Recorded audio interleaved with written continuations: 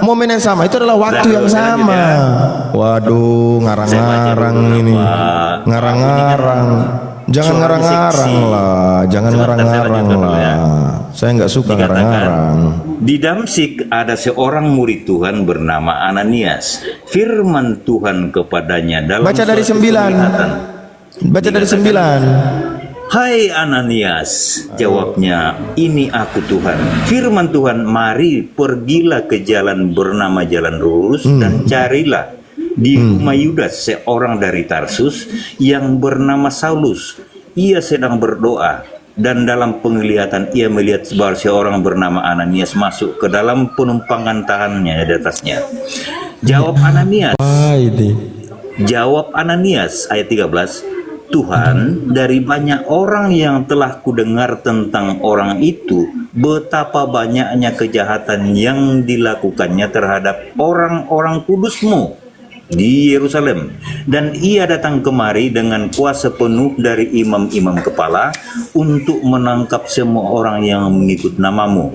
Ayat 15. Tetapi firman Tuhan kepadanya, pergilah sebab orang ini adalah alat pilihan bagiku untuk memberitakan namaku kepada bangsa-bangsa lain.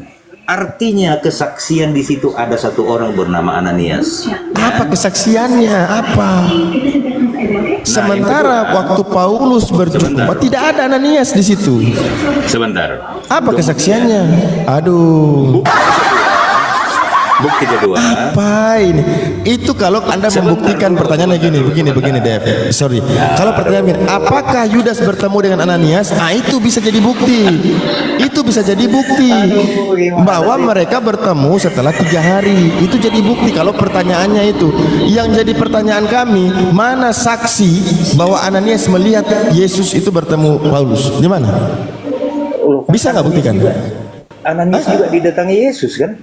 Nah, loh, saya tanya Paulus nih, Paulus. Sebentar. Bisa aja Paulus ngaku-ngaku, saya ketemu Yesus ditulis gitu, nggak ada saksi.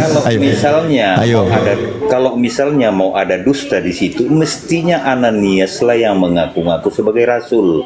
Bukan masalah rasul atau tidak, karena begini, kisah KPR 22 ini berbicara tentang perjalanan Yudas ke Damsyik. Lalu Anda katakan ada saksi. Siapa saksinya? Ananias. Loh, sementara diceritanya dia berjumpa Ananias setelah 3 hari. Di saat dia sudah tidak makan, di saat dia buta 3 hari baru ketemu Ananias. Kalau pertanyaannya begini, adakah bukti bahwa Ananias bertemu dengan Yudas? Nah, dalil tadi di bawah itu. Benar itu. Berjumpa. Jadi mereka. Kalau Anda menanyakan siapa saksinya, ya di momen yang sama kan Yesus juga. Aduh, momen yang sama. Pertanyaannya, coba dipahami pertanyaan saya. Siapa saksi ketika Paulus bertemu dengan Yesus? Ini kan pengakuan Paulus. Siapa saksi? Sama lah itu kesaksiannya gitu loh. Kesaksiannya. Aduh, masa dia sendiri bersaksi? Sebentar. Kenapa dia sendiri bersaksi? Kalau cuma sendiri bersaksi itu apa? Dengar Bang Dev. Yesus, dia mengatakan astaga. Nanti kita tanya lagi, siapa saksi bahwa Yesus ketemu Ananias di Damsyik? Siapa saksi? Nanti ditanya kayak gitu. Jawabnya apa? Jawabannya apa? Tadi gini, aku menuntut. Aduh, kan tadi Anda sendiri yang bilang bahwa dalam Islam itu kesaksian satu orang saja, yaitu Muhammad. Yang lain imani saja. Nah, saya minta yang sama. Di mana Paulus saksi? Di mana Ananias? Loh, kamu tadi bilang semua Umar itu cuman tunggu kata-kata dari Nabi Muhammad saja. Ya tinggal amin. Oke. Saya tanya sekarang. Memang. Siapa saksi Paulus ketemu Yesus? Siapa saksi Yesus ketemu Ananias? Ayo. Kasih saksi. Hal yang mana saksinya? Siapa saksinya? Saya tanya, siapa saksi? Sebentar dulu, Pak. Aduh. Sebentar dulu. Udah. Nggak ada saksi. Ya, nggak ada saksi. Iya, siapa saksinya? Siapa saksinya? Aduh, itu bertemu. Yesus bertemu. Oke, menurut informasi ini, Yesus bertemu Ananias, Yesus bertemu Paulus. Pertanyaannya saya, siapa saksi?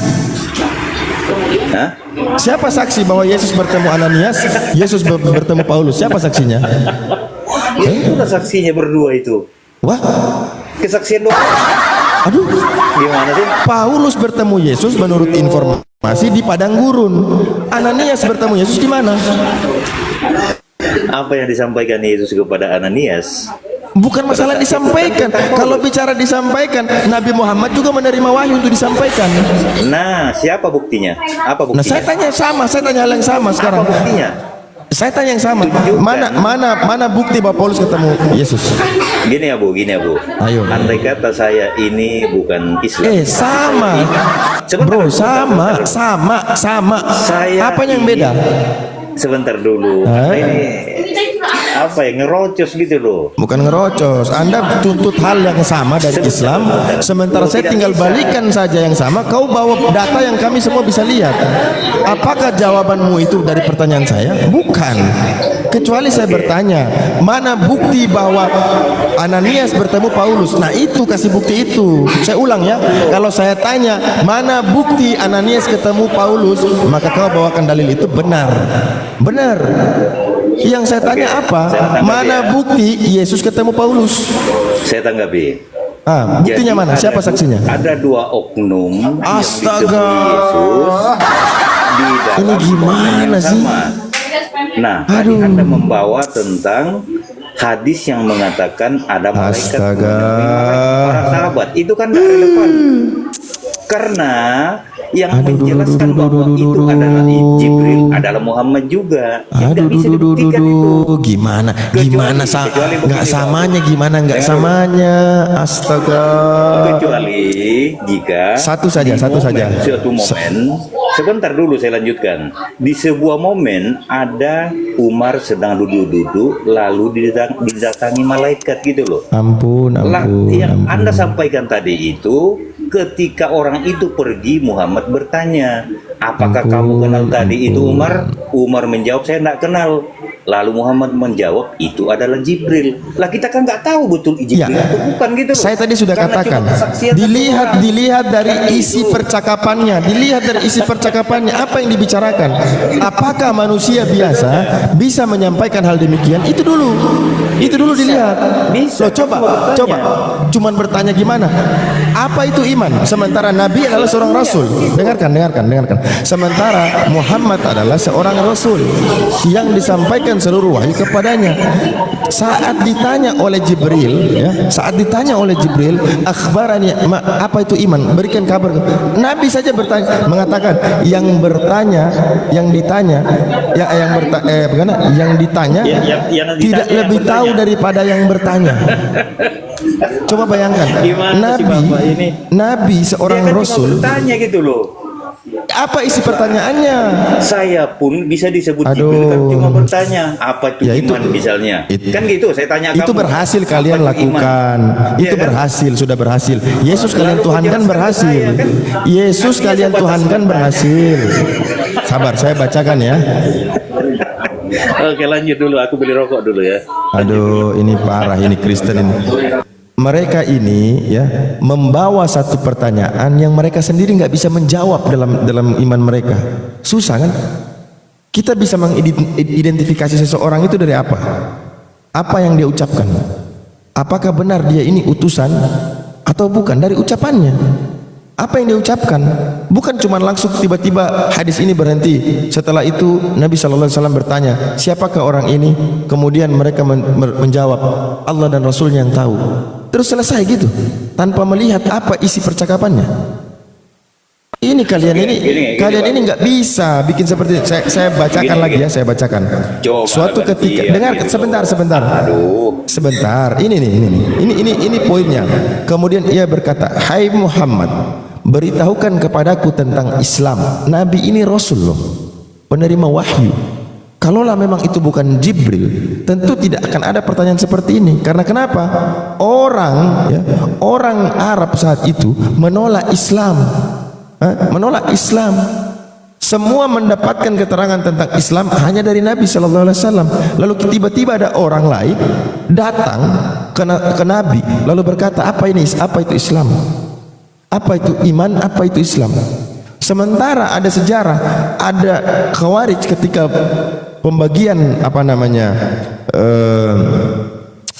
pembagian ghanimah, Mereka merasa ini tak adil lalu berkata, wahai Nabi, bertakwalah. Itu Nabi marah loh. Padahal dia serukan kepada Nabi, bertakwalah. Ini suara saya kecil. Halo? Bahkan terlalu menggema kayak penyanyi dangdut gitu loh. Oke, Kurang-kurangnya ya pokoknya. suara saya kecil. Nah, itu bagus. Suara saya kecil nggak? Bagus. Oke. Assalamualaikum warahmatullahi Waalaikumsalam wabarakatuh. warahmatullahi wabarakatuh. Bang Abu Adit, assalamualaikum. Waalaikumsalam. Oke, di sini dikatakan Rasul sallallahu alaihi wasallam menjawab, Islam adalah engkau bersaksi tidak ada yang berhak diibadahi dengan benar melainkan hanya Allah, dan sesungguhnya Muhammad adalah Rasulullah, menegakkan salat, menunaikan zakat, berpuasa di bulan Ramadan, dan engkau menunaikan haji ke Baitullah jika engkau telah mampu melakukannya. Lelaki itu berkata, engkau benar. Maka para sahabat ini bingung, heran. Dia yang bertanya, dia pula yang membenarkan. Kemudian dia bertanya lagi, beritahukan kepada kami tentang iman. Nabi menjawab, iman adalah engkau beriman kepada Allah, malaikatnya, kitab-kitabnya, kepada para rasulnya, hari akhir, dan beriman kepada takdir Allah, baik yang buruk. Ia berkata, engkau benar. Dia bertanya lagi, beritahukan kepadaku tentang ihsan. Kata Nabi SAW, hendaklah engkau beribadah kepada Allah seakan-akan engkau melihatnya. Kalaupun engkau tidak melihatnya, sungguh dia melihatmu. Lalu ia berkata lagi, beritahukan kepadaku kapan terjadi kiamat. Nabi menjawab, yang ditanya tidaklah lebih tahu daripada yang bertanya. Dia pun bertanya lagi, beritahukan kepadaku tentang tanda-tandanya. Maka Nabi menjawab, jika seorang budak perempuan telah melahirkan tuannya, dan seterusnya. Lalu setelah itu Nabi berkata, wahai Umar, tahukah engkau siapakah yang bertanya tadi? Lalu Umar menjawab, Allah dan Rasulnya lebih mengetahui. Beliau bersabda, dia adalah Jibril yang mengajarkan tentang kalian, agama kalian. Ini jelas, isinya jelas. Apa yang Nabi wahyukan kepada mereka yang telah menerimanya, para sahabat terdekatnya itu juga paham. Coba sekarang bicara tentang Paulus ketemu Yesus, siapa saksinya? Ananias ketemu Yesus, siapa saksinya? Coba. Saya tanggapi ya. Iya, silakan. Gantianlah, kepanjangan kamu tadi ya. Kamu kan menanyakan, menjelaskan tadi bahwa yang datang bertanya itu pasti Jibril karena bertanya, ya kan? Karena di situ ketika Muhammad duduk bersama sahabat termasuk Umar di situ kan datang orang bertanya, jelaskan kepadaku tentang iman, tentang Islam, apa segala macam. Lalu Muhammad menjelaskan, kan begitu. Kemudian ketika orang itu pergi, Muhammad bertanya kepada Umar, apakah kamu kenal siapa itu tadi yang bertanya? Umar menjawab, saya nggak kenal, hanya Nabi yang tahu. Lalu Muhammad mengatakan, itu adalah Jibril. Nah ini kan cuma kesaksian Muhammad, tidak bisa diverifikasi apakah itu Jibril atau tidak. Nah kemudian, kalau hanya pertanyaan begitu lalu dibenarkan bahwa dia adalah Jibril, apa bedanya dengan Abdullah bin Salam ketika bertanya tentang apa tanda-tanda kiamat? Apa makanan pertama orang di surga? Apa yang menyebabkan seorang anak mirip ayahnya atau ibunya? Itu kan bertanya saja. Apakah itu Jibril? Kan tidak. Gitu loh. Sudah? Nah, yang kedua, gini, saya sudah mengatakan tadi bahwa Oke, saya dikit. Sebentar apakah dulu. orang tidak mengenal Abdullah bin Salam? Apakah mereka tidak mengenal Abdullah bin Salam? Siapa yang tidak mengenal? Mereka orang-orang di situ pasti kenal. Tapi apakah Jibril? Iya. Mereka kenal Jibril sebelum, tidak pernah mereka melihat orang seperti itu. Tidak ada yang melihat sebelumnya. Nah itu dia. Gitu loh. Kenapa Anda mau samakan dengan Abdullah bin Salam? Ayo. Saya lanjut ya. Abdullah bin Salam dikenal. Iya baik, saya lanjut dulu. Nah, itulah saya sebutkan tadi bahwa di dalam Islam itu memang hanya kesaksian tunggal. Beda dengan Alkitab. Dari era nabi-nabi sudah menulis tentang kitab-kitab sampai kepada para Rasul Yesus, dan apa yang mereka tuliskan itu. Nah, sebentar, Ustaz masuk dulu ya. Saya Isa dulu, Ustaz. Aduh, malah sholat ini lawan ini. Ya ini ada Ustaz Tata, silakan gantian Bang Dev. Oke. Silakan Ustaz Tata. Baik Pak Tata. Itulah yang saya cari di Islam dan selama ini saya nggak mendapati. Nah, seandainya ada saja satu tanda mujizat atau bukti kekuasaan Allah selama Muhammad itu ada di dunia, dan itu juga tidak pernah kita temukan. Contohnya di dalam surah Al-An'am 109 dikatakan di situ, mereka bersumpah dengan nama Allah dengan segala kesungguhan bahwa Sungguh jika datang kepada mereka sesuatu mujizat, pasti mereka beriman. Tetapi apa? Kenapa pada saat itu tidak ditunjukkan satu mujizat saja gitu loh? Karena itu permintaan mereka. Nah, inilah beda dengan Alkitab. Misalnya ketika era Musa, tanpa diminta pun Nggak usah panjang-panjang, udah usah panjang-panjang. Jadi ayat itu gini. Kenapa Rasulullah tidak selalu diberi mujizat oleh Allah? Karena sebelum Allah mengutus Nabi Muhammad, begitu banyak mujizat yang diberikan kepada Isa, tetap saja umatnya tidak menerima. Tetap dia mau dibunuh malah. Makanya Rasulullah itu kadang-kadang diberi mujizat. Contohnya surat Al-Qamar itu kan, coba baca sebab nuzulnya. Orang-orang Arab minta bukti kenabian Rasulullah. Akhirnya Allah buktikan di hadapan mereka, membelah bulan itu. Di hadapan mereka kan, coba baca sebab nuzulnya. Apa kata mereka? Wah, kita ini kena sihir. Sama seperti Yesus. Begitu banyak mujizat. Aku ini utusan Tuhan, utusan Allah. Lalu Allah berikan mujizat banyak. Tetap aja kan dia mau dibunuh. Makanya dalam Al-Quran dijelaskan, andaikan mereka ini ditunjukkan mujizat seperti apapun, namanya orang kafir, tidak akan percaya mereka sebagaimana aku berikan dulu kepada nabi-nabi sebelum Nabi Muhammad, kepada Yesus, Isa. Banyak itu mujizatnya Isa itu. Tapi apakah dia diterima oleh umatnya Israel? Padahal dia diutus untuk Israel saja. Matius 15:24. Tapi cuma satu kaum, dan diterima dia sampai sekarang. Ya, gitu maksudnya ayat itu. Silakan, apa lagi? Oke, baik, jawaban itu tidak memuaskan. Karena apa? Itu kan tuntutan orang-orang yang tidak beriman, kan begitu? Untuk ditunjukkan satu mujizat saja supaya mereka beriman. Nah, kalau menurut saya sebagai Allah misalnya yang menginginkan manusia pada saat itu beriman, tentu sangat mudah memberikan satu bukti mujizat kepada Muhammad pada saat itu loh ya. Sebentar, jangan dipotong dulu. Yesus enggak ada jawab. Yesus itu bermujizat banyak, itu diterima enggak oleh umatnya? Coba jawab dulu. Yesus begitu banyak mujizat untuk mereka, apakah mereka mengimani Yesus sebagai utusan Tuhan? Aku diutusannya kepada kamu Israel, Matius 15:24. Mujizat diberikan banyak. Pertanyaannya, diterima nggak Yesus? Silakan. Biada kemana-mana kamu, ayo. Woi. Makanya dipotong-potong Pak. Kalau saya bertanya, pertanyaanku itu barusan jawab. Kalau Anda menanyakan tentang zaman Yesus, saya kira ada ribuan orang yang menjadi pengikut Yesus pada saat itu. Dan saya tanya, diterima nggak Yesus sebagai utusan Tuhan? Diterima oleh sebagian, tetapi sebagian menolak, kan begitu? Oke ya. Terus. Nah, kemudian sampai sekarang, nyatanya sampai sekarang ditolak kan oleh umatnya.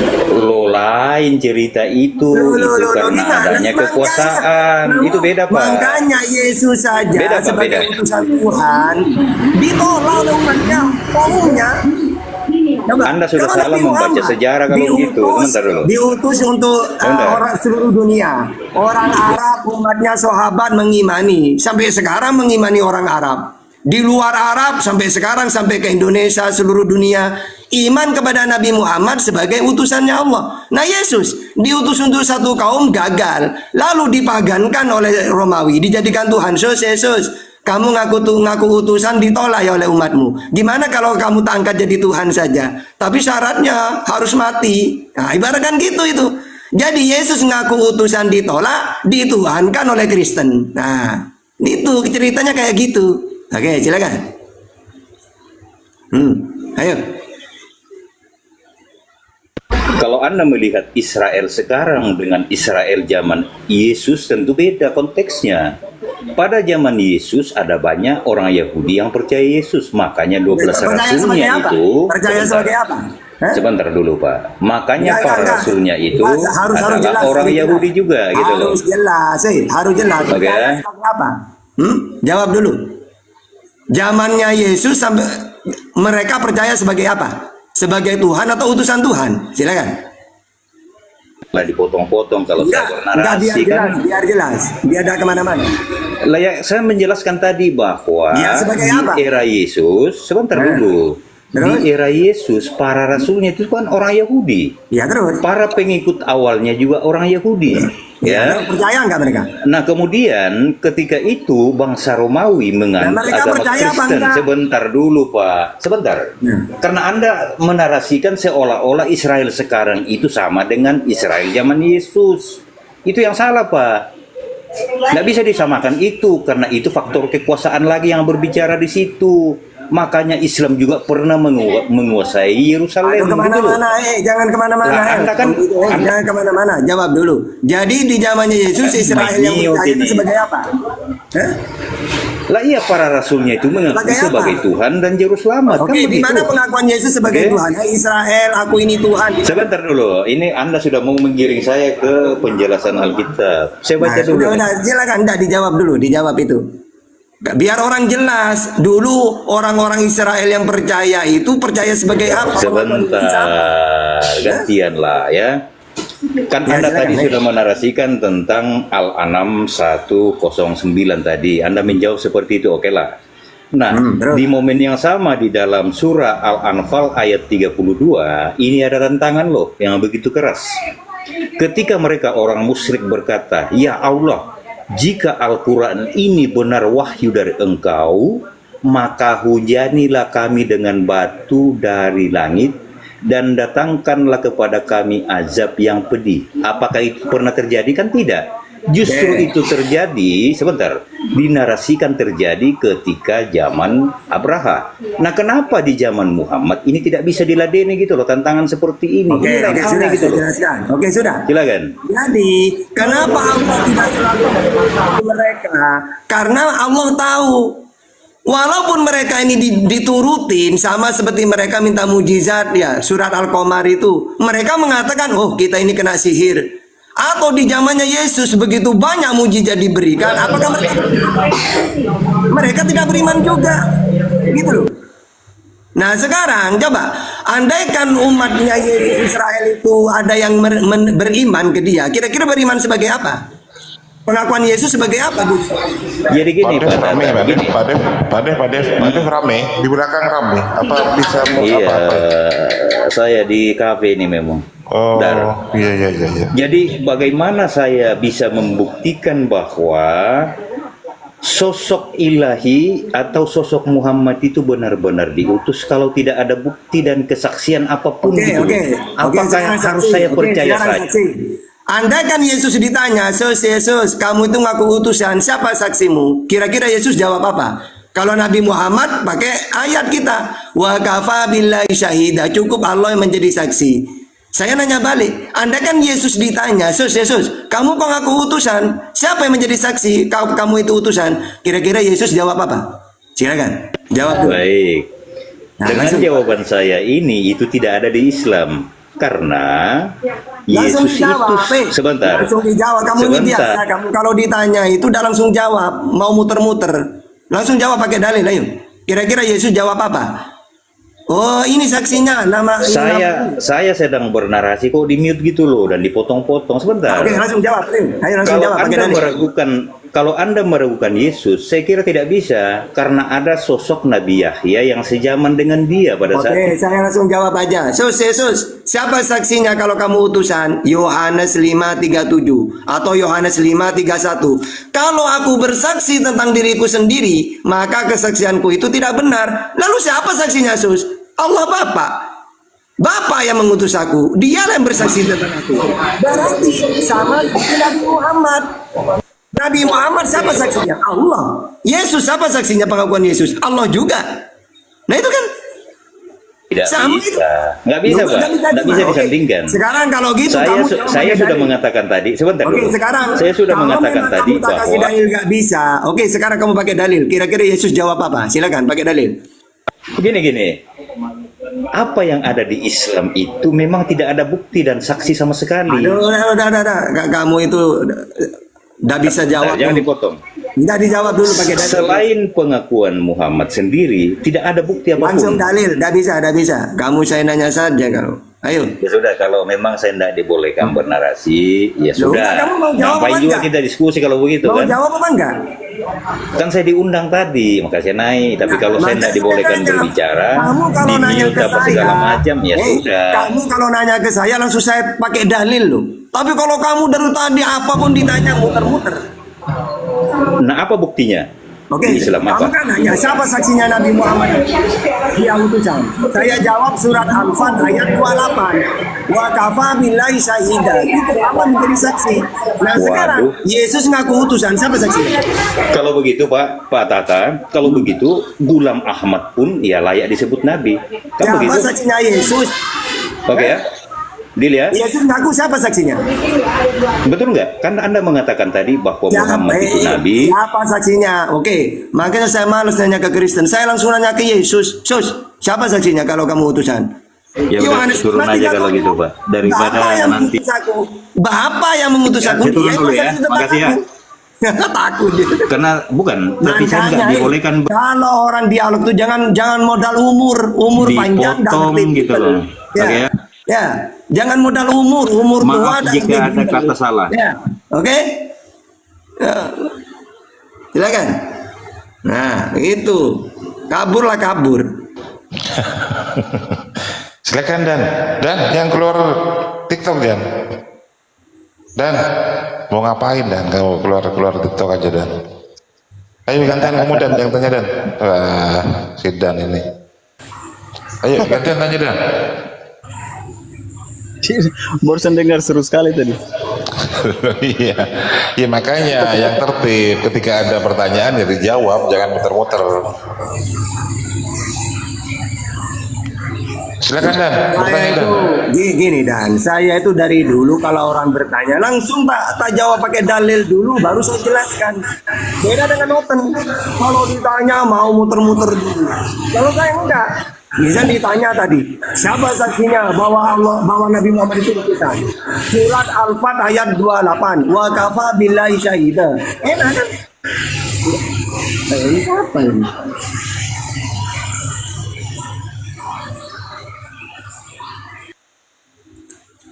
Ya. Nah, kalau mereka saya nanya pertanyaan yang sama padahal sekarang Yesus ngaku utusan, siapa saksinya? Beda sekali dengan Muslim kalau dalam kitab lo gimana tuh?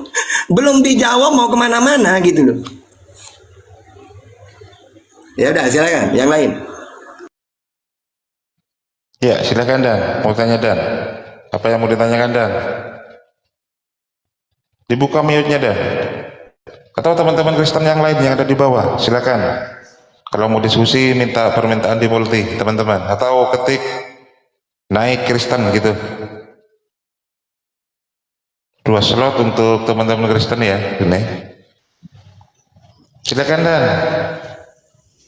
Enggak, saya jujur masih penasaran saya dengan Nabi Isa ini, Pak Ustaz. Ya, silakan bertanya sepuasnya. 24 jam untuk khusus untuk Dan. Bertanya ke Ustaz Tata, silakan. Tidak, soalnya begini. Ada kata roh kudus, begitu Pak Ustaz. Betul Pak Ustaz ya? Terus. Ya itu bagaimana itu Pak Ustaz? Ya Roh Kudus fahyadanahu biruhil kudus gitu tuh ya. Maksudnya Iya.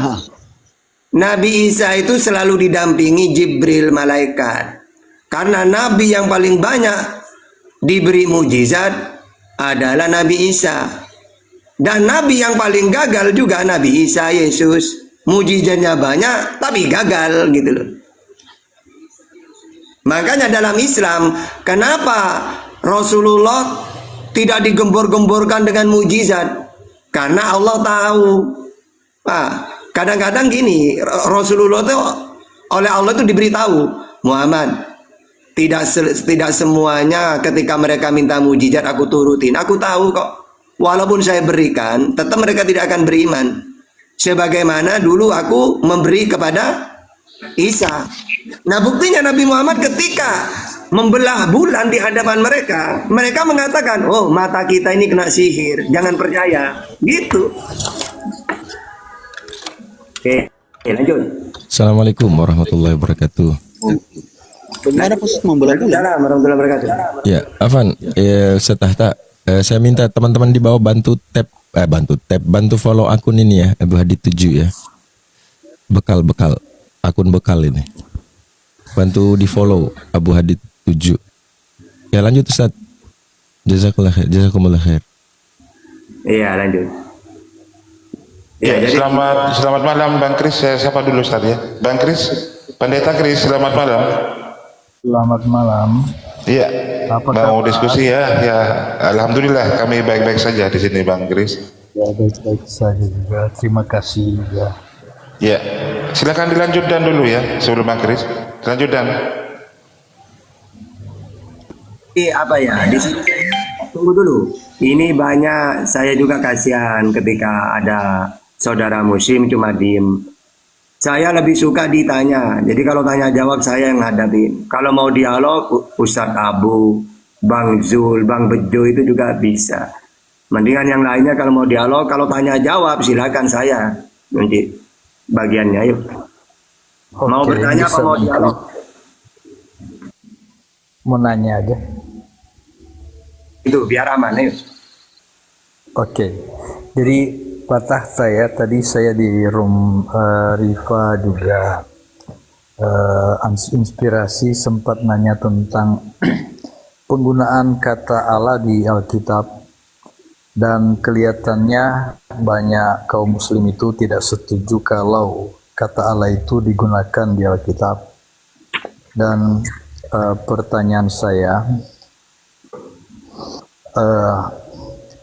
ini kan bahasa Arab ya.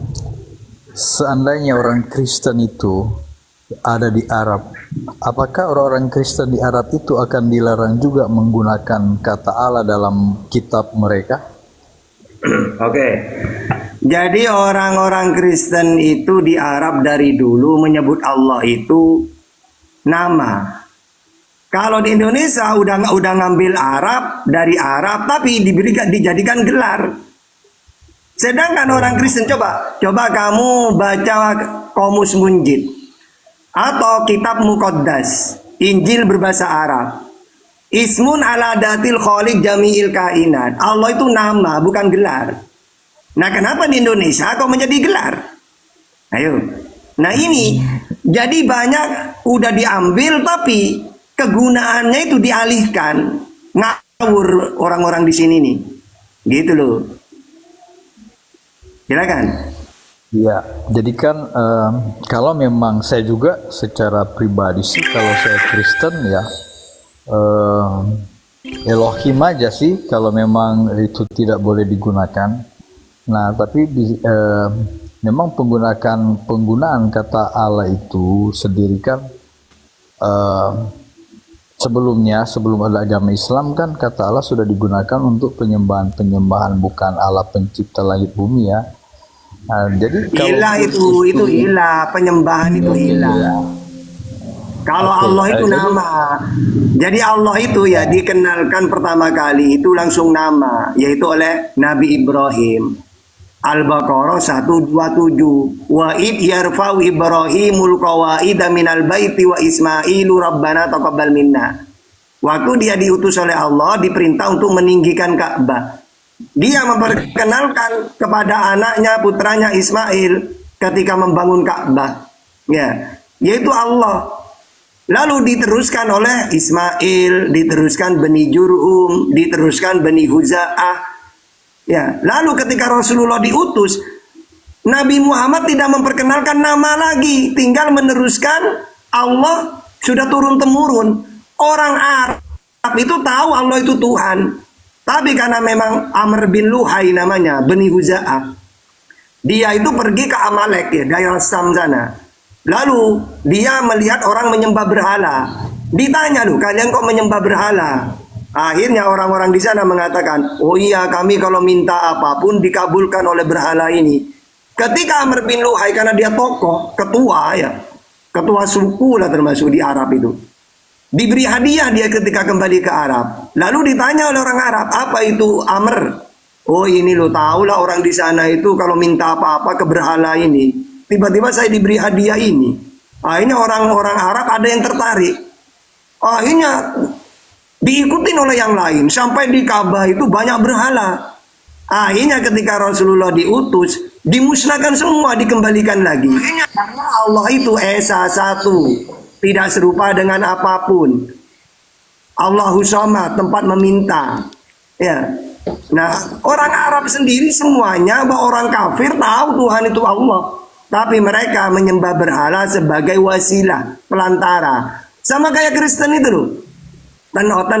Kamu kan tahu kata Yesus Tuhan satu-satunya itu Allah. Kenapa kamu mentuhankan Yesus? Oh, untuk mendekatkan diri menyembah Yesus sama dengan menyembah Allah. Sama seperti orang Arab. Hei orang pagan, penyembah berhala, kamu tahu Tuhan itu Allah. Kenapa menyembah berhala? Oh, menyembah berhala sama dengan menyembah Allah. Ini sama dengan Kristen itu loh. Menyembah Yesus sama dengan menyembah Allah. Seakan-akan apa? Pelantara, wasilah. Gitu. Makanya dua-duanya pagan, Kristennya pagan, sama seperti orang Arab menyembah berhala, liyuqarribuna ilallahi julfa. Untuk aku tidak menyembah berhala, akan tetapi menyembah Allah pakai pelantara ini, gitu. Gitu. Ya. Oh iya, jadi nah macam kita orang Kristen itu kan juga sudah kental dengan menyebut Allah itu. Jadi setahu saya sejak kecil ya saya anggap Tuhannya orang Kristen dengan Tuhannya orang Islam sama karena menggunakan kata Allah. Jadi menurut pemikiran saya ya pribadi ya, ketika kata Allah akan dikeluarkan dari Alkitab, nah kami tidak akan menganggap lagi kalau Allah itu Allahnya Muslim dengan Allahnya Kristen itu satu. Dan saya juga pribadi akan menganggap kalau kata Allah dikeluarkan dari Alkitab berarti Allahnya Islam dengan Allahnya saya satu. Sebab Allahnya di Alkitab, Allah di Alkitab itu Allahnya Adam, Allahnya Nuh, Allahnya Yakub, Allahnya Musa, Allahnya nabi-nabi, dan Allahnya Yesus itu setahu saya satu dengan Allahnya Islam. Tapi ketika kata Allah ini akan dikeluarkan, saya akan menyebut Allah saya adalah Elohim. Nah berarti kata Allah ini saya sebagai Kristen tidak akan lagi menganggap Allah saya adalah Allah seperti Allahnya orang Islam. Jadi saya akan menganggap Elohim, tidak masalah. Yang penting Allahnya Yesus, Allahnya Musa, Abraham, semua para nabi itu sama. Jadi Tuhannya para nabi itu sama, mulai dari Nabi Adam sampai Nabi Muhammad, yaitu Allah. Nah kalau Kristen ya tidak apa-apa mengatakan bukan. Memang Kristen ajaran pagan kan, mentuhankan manusia Yesus gitu loh. Terserah kita itu agama kita ya. Jadi saya pun sebagai Kristen saya akan berpikir bahwa kalau begitu Allah yang benar itu Allahnya Yesus yang Elohim itu, karena kata Allah itu yaitu Allahnya orang Islam beda. Jadi Elohim dengan Allah nanti akan beda. Kami seluruh orang Kristen akan menganggap jangan sebut Allah di Alkitab karena itu bukan Allah pencipta langit dan bumi. Karena setahu saya sejak kecil yang disebut Allah itu Allah mencipta langit dan bumi, ciptakan Adam, Hawa, dan nabi-nabi yang lain. Jadi sekarang saya berpikir ya, kalau memang Allah itu dikeluarkan dari kitab kami, udah nggak masalah. Tapi kata Allah itu tidak akan kami anggap sebagai pencipta langit dan bumi sebagaimana Adam, Hawa, dan masalah. nabi. Yang penting Allah itu Tuhannya Yesus, Tuhannya Musa. Masalah keyakinan Kristen kayak apa, silakan terserah. Yang penting kami umat Islam para nabi sudah berwasiat ya bahwa Tuhannya mereka ini Allah, yaitu Tuhan nenek moyangmu, yaitu Abraham, Ismail, Ishak, Yakub. Itu dalam Al-Quran udah dijelasin. Nah kalau masalah Kristen nanti, kalau gitu menurut saya ya silakan. Intinya kalau dalam ajaran samawi Tuhan itu Allah. Nah masalah Bang Kris mau menganggap kayak apa ya silakan. Memang bukan samawi kok Kristen itu. Gitu ya. Izin. Jadi supaya aman, ya saya juga bertanya-tanya, kira-kira orang Islam di Arab sependapat dengan orang Islam di Indonesia? Mereka saja mungkin, bisa saja mereka itu tidak keberatan, malah senang. Bahasa kita kok dipakai. Kalau tahu ya keberatan lah. Wong di Arab itu Allah itu nama, kok di Indonesia menjadi gelar. Ya ngamuk kalau mereka tahu. Benar. Bahkan di sana mereka nggak pernah menyandingkan lafaz tulisan alif lam lam ha itu dengan tulisan yang lain, nggak ada. Kalau mereka mau mengatakan bahwa Bapa, Anak, Roh Kudus, mereka nggak pakai kata Allah, mereka pakai kata ab, walad, Rohul Kudus. Itu yang mereka pakai, bukan Allah, walad, terus Rohul Kudus. Yang jadi problem itu begini Bang Kris, di saat kata yang diserap lalu diubah, itu kira-kira benar nggak kalau ada perbuatan kayak gitu? Benar nggak? Ya, saya sendiri sih kalau buka kamus bahasa Indonesia, kan bahasa Indonesia itu dari bahasa Melayu, Sanskerta, Cina, Arab. Nah, ada kata-kata yang sudah diserap ke bahasa Indonesia dan diakui sebagai bahasa Indonesia. Ya. Nah, saya juga bertanya-tanya, apakah kata Allah, Nabi, dan Rasul itu beda? Enggak, kalau dalam bahasa Indonesia enggak beda. Coba cari aja di kamus. Ketik situ, Allah, KBBI, apa di situ disebutkan? Nama sesembahan umat Islam. Itu menurut kamus KBBI. Iya. Sekarang pertanyaannya, kenapa Kristen memakai yang kita tahu di Indonesia ini lebih dulu Islam daripada Kristen? Terus tiba-tiba yang tadinya nama dibikin gelar, akhirnya ditambah Allah Anak, Allah Bapa. Ah, ini sudah penistaan. Ini sudah jelas-jelas penistaan. Karena di dalam Al-Quran dikatakan, sungguh langit ini hampir pecah. Bumi, gunung-gunung ini hampir terbongkar semuanya. Gara-gara apa? Allah punya anak. Sementara sekarang Kristen mengatakan Allah Bapa, Allah Anak. Waduh. Ini baru satu kata Allah. Terjemahan yang lain. Di dalam Bible bahasa Bali, kenapa ditulis Ida Sang Widiwasa? Itu nama sesembahan orang Hindu loh. Kenapa ditarik dalam Bible lagi? Nanti di Batak dibikin debata. Ah, kenapa begitu? Emangnya orang Kristen nggak bisa dikasih tahu? Tuhan. Orang Kristen tahu tuh, Tuhan pasti Yesus. Walaupun tak ditulis nama kata Tuhan, ditulis saja Yesus, tahu orang siapa dia. Karena itulah iman mereka. Kenapa harus diganti pakai Ida Sang Widiwas? Itu nama sesembahan orang Hindu loh. Kenapa gitu Pak Kris? Apa maksud dan tujuannya itu? Ya, kalau kita sih hanya bertolak dari keyakinan kami tentang ketika murid Yesus itu ya dimasuki Roh Kudus, mereka berbicara bahasa lain. Sedangkan bahasa mereka kan bahasanya waktu zaman itu apakah bahasa Ibrani. Dan Yesus mereka bisa berbicara bahasa lain. Nah, ini kan berarti Allah itu mengizinkan, Tuhan itu mengizinkan kalau bahasa kita itu, bahasa mereka diterjemahkan ke bahasa lain. Waktu mereka itu dipenuhi Roh Kudus, mereka manggil Yesus dengan kata lain atau tidak? Coba jawab. Mereka kan Injil Kerajaan Allah disampaikan kepada bangsa-bangsa. Ini soal nama, Bang. Soal nama. Nggak mungkin nama itu berubah, Bang.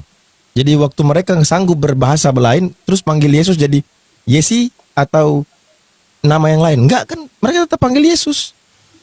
Apa susahnya gitu loh. Pertanyaan saya, apa susahnya itu loh? Tulis nama Yesus. Ya, siap. Tanda-tandanya nama itu tidak akan berubah seperti Abu Hadid. Ketika dia ke Amerika ditanya, tidak mungkin, dia tetap Abu Hadid namanya. Pindah lagi ke Arab, Abu Hadid. Pindah lagi ke India, Abu Hadid tetap namanya. Makanya Allah itu nama Tuhan Sang Pencipta. Makanya mau ke bahasa apapun, di Indonesia berapa banyak suku itu? Ditanya umat Islam, siapa Tuhanmu? Allah. Mau suku apapun, orang itu nama. Sama seperti ada orang nama Tony. Mau pindah ke negara manapun, ketika ditanya, siapa namamu? Ya Tony. Wong itu nama sudah. Yang berbeda itu lafaz, pelafalan. Karena mereka punya bahasa beda kan, gitu loh. Lafaz itu bisa berbeda, jadi nadanya beda. Kalau kita Indonesia panggil umpama sama Abdul, ya, mungkin India itu agak beda dialeknya karena memang lidahnya beda. Terus orang yang lain mungkin Inggris akan sulit mengatakan kata Abdul, tapi namanya tetap itu nggak berubah. Ini jelas-jelas berubah loh. Nama Yesus, ya, nama Tuhannya Kristen di Bali jadi namanya sesembahan orang Bali. Ketika diterjemahkan ke Batak namanya jadi sesembahan orang Batak. Ketika di dalam bahasa di Indonesia yang Islam mayoritas dirubah jadi kata pensesembahan, nama sesembahan orang Islam. Ini gimana? Apa sulitnya situ? Apa susahnya menulis kata nama Tuhan itu di situ? Apa susahnya, Bang? Jadi begini, Bang. Jadi ini yang baru saya paham ya. Jadi Allah di Arab itu adalah sebutan untuk nama ya. Nama Kristen itu gelar ya. Iya, itu sudah salah. Kalau dia Kristen bilang ilah, nggak apa-apa, nggak keberatan karena ilah itu memang sesembahan gelar. Tapi ya, kalau Allah itu nama. Ya, seandainya kami menggunakan Allah sebagai nama, apa kami disalahkan? Masalahnya Allah itu tidak beranak. Allah tidak diperanakan dan Allah tidak punya anak. Sementara orang Kristen yakin Allah itu punya anak. Nah, itu masalahnya ya. Nah, iya. Kenapa sih? Gini, Pak. Sebenarnya nggak ada masalah ketika Kristen itu dengan apa yang mereka punya gitu loh. Kan ada original teksnya itu PB itu. Kenapa nggak pakai itu aja gitu loh? Apa susahnya tulis theos? Apa susahnya? Berucap kami bisa, menulis juga bisa. Apa beratnya gitu? Apakah menulis kata theos nanti terjadi pertumpahan darah gitu? Atau apa? Nggak ada kan sulitnya? Bang Abu. Sebentar, saya tanya sama Pak Kris dulu. Apa kesulitan, Bang? Menulis kata theos atau yang lain, Tuhan lah, yang umum aja, Tuhan, udah selesai. Ya, kalau saya sih lebih cenderung ya gunakan saja Elohim dengan Theos itu. Kalau Theos Iya, Tuhan, iya, baik. Yesus itu. Betul. Elohim. Nah, pertanyaan saya, Pak, apa sulitnya, Pak? Apa sulitnya menulis kata Elohim di Bible itu? Apa susahnya? Kendalanya apa? Sudah tidak sulit untuk itu merubah dia. secara tidak mungkin saya cetak Alkitab sendiri kan, tidak mungkin tuh. Iya, berarti memang pernah saya diskusi ya, Pak, sama pendeta yang mereka ini juga bagian dari LAI. Dia mengatakan bahwa ini ada sesuatu misi dan visi yang kami pun nggak tahu. Tapi dia tunjukkan keberatannya loh. Dia bilang, seandainya kalaupun dihapus itu kata Allah dari Bible, itu tidak sulit. Yang sulit adalah lagu-lagu pujian yang sudah selama ini memakai kata Allah itu. Betul tidak, Pak? Ini keberatan dia dalam hal kalau cuman di Bible dihapus nggak masalah, diganti nggak masalah. Tapi lagu-lagu yang sudah menjadi lagu pujian atau lagu rohani orang Kristen sejak dulu. Saya nggak apa-apa juga di lagu. Coba Allah diganti Elohim. Elohim. Saya kan Lagu biasa bang. Kalau kau pakai imanmu tuh bisa pecah semua ini. Waduh, ini persoalan kata, bukan masalah kau punya lagu atau bukan. Ini kata yang dipakai loh. Karena Udah salah loh. Ini contoh begini, Bang. Ketika ada orang menempati satu lahan kosong yang orang tahu ini lahan ini punya siapa. Karena saking lamanya dia di situ, apakah tanah ini berubah jadi milik dia? ada itu dua tokoh. Coba jawab dulu. Terus di penjara. Lahan di situ orang tahu siapa pemiliknya, ya kan? Kemudian dia tinggal di situ puluhan tahun lah. Apakah karena dia lama tinggal di situ, kemudian tanah itu menjadi hak milik dia? Coba jawab dulu, Pak. Siapa ini? Silakan Pak Kris mau jawab juga silakan. Enggak, aku pikir tanya ketian, makanya saya nak nyimak itu pertanyaan. Ya, pertanyaan ini umum aja, Pak. Ya. Apa itu? Apa jawabannya, Pak? Diulang. Ketika ada lahan kosong, ya, di mana lahan ini diketahui siapa pemiliknya, lalu ada orang tinggal di situ berpuluh-puluh tahun. Apakah lahan tadi ini menjadi miliknya? Tidak. Tidak. Begitu juga kata Allah itu. Oke, ini jelas ya. Kalau kita mau histori ke belakang, abad ketiga itu sudah ada lafaz itu dipakai orang Kristen sebelum Islam ada. Yang mereka pakai apa? Ilah. Abad ke-7 kata alif lam lam ha baru ada di dalam Al-Qur'an. Abad ke-9 yang diduga kuat adalah sebagai Alkitab tertua, baru ada lafaz alif lam lam ha. Itu pun disebut nama, bukan gelar. Nah, ini persoalan ini. Merubah dari yang aslinya merubah kepada yang diinginkan. Siapa yang kasih izin? Siapa yang kasih hak untuk merubah itu? Sama saja. Kau dikasih tinggal di situ, lama-lama kau menjadi milik ini tanah. Siapa yang izinin kamu ngambil tanah orang? Gitu. Bukan urusan gini, Tian. Urusan kalian mau bilang ini maknanya dalam dan itu urusan kalian. Tapi tolonglah pakai ganti nama yang lain yang kalian punya. Kan ada, kalian punya ada Theos atau Elohim atau apa, terserah. Nanti kalau memang orang Judaism tidak keberatan, ya kalian aman. Tapi kalau mereka juga keberatan, ya itu urusan kalian dengan mereka. Kalian mau pakai Yahweh, mau pakai Elohim, selama orang Judaism itu tidak merasa keberatan, ya silakan pakai. Tapi kalau mereka keberatan, ya urusan kalian sama mereka. Itu aja, beres. Jadi sebenarnya yang membuat kisruh yang membuat masalah ya dari pihak Kristen sendiri. Bukan Muslim. Muslim hanya mengambil haknya. Tapi yang membuat awal mula ini siapa? Nanti digadang-gadang, oh dulu itu ada ulama Islam, dia itu yang begini dan begitu, dia yang menerjemahkan. Nah, terus jadi benar. Ketika ada orang Muslim satu orang dia menerjemahkan terus jadi benar. Oh belum tentulah. Sama aja. Nanti ada orang di situ tetangga, ya udah nggak apa-apa kamu tinggal aja itu nanti milik kamu. Dia ini siapa? Orang ini siapa? Apa dia pemilik tanah? Apa dia pemilik kata ini? Sabar dulu. Jadi argumen atau bantahan alasannya itu sama sekali nggak bisa kuat untuk mempertahankan kepemilikan itu. Hanya gara-gara ada orang Islam dulu yang menerjemahkan, jadi milik Kristen boleh. Sabar dulu. Sama kayak saya katakan begini, ada satu pendeta ya namanya Yakub Sulistyo. Dia mengatakan bahwa Tuhannya orang Kristen itu siluman. Apakah saya harus membenarkan dia? Coba, ada rekamannya. Pak Yakub Sulistyo mengatakan Tuhannya orang Kristen itu siluman. Nah, terus jadi benar Tuhannya Kristen itu siluman? Kalau siluman itu sama arti dengan penjelmaan, tapi bukan siluman setan. Ya terserah pandangannya, yang kami tahu siluman. Mau dimaknai kemana-kemana seperti halnya Kristen mengambil kata Allah lalu diubah menjadi gelar. Yang Allah itu nama, kok Allah jadi gelar? Jadi kita ini ya kalau masalah Allah itu memang kita ini kan manusia-manusia hidup di era tahun sekarang.